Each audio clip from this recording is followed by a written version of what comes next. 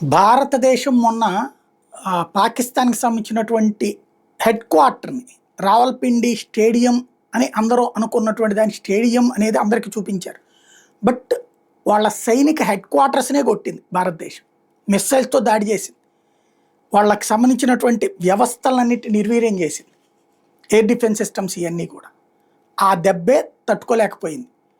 ఇప్పుడు హెడ్ క్వార్టర్‌ని ఎక్కడన్నా భారతదేశానికి అందనంత దూరంలో పెడదాం అన్నటువంటి చర్చ నడుస్తోంది.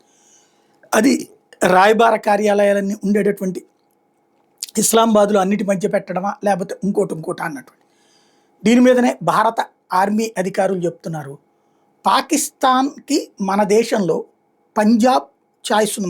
మన దేశంలో అది దాడులు చేయగలిగే కెపాసిటీ పంజాబ్‌లో చేయగలదు, రాజస్థాన్‌లో చేయగలదు, గుజరాత్‌లో చేయగలదు, కాశ్మీర్‌లో చేయగలదు. ఇటు పక్కన విశాఖపట్నంలో చేయగలదు నేవీ ద్వారా అటాక్ చేస్తే. ఈ 5 వాడికి చాయిస్ ఉంది. మనం ఇంటర్సెప్ట్ చేయలేకపోతే దాడి చేయగలిగినటువంటి సిచ్యుయేషన్. బట్ పాకిస్తాన్‌లో భారత్ చేతిలో దెబ్బ తగలని ప్రదేశం ఏది ఉండదు. భారతదేశం ఒక్కసారి 1000 మిస్సైళ్ళు వాడిందంటే పాకిస్తాన్‌లోని ఒక పావు వంతు ప్రాంతం బూడిదైపోతుంది. అంటే భారత ఆయుధ రేంజ్‌లోనే ఉంది పాకిస్తాన్. ఇది మన నిపుణులు చెప్పేటటువంటి లెక్క.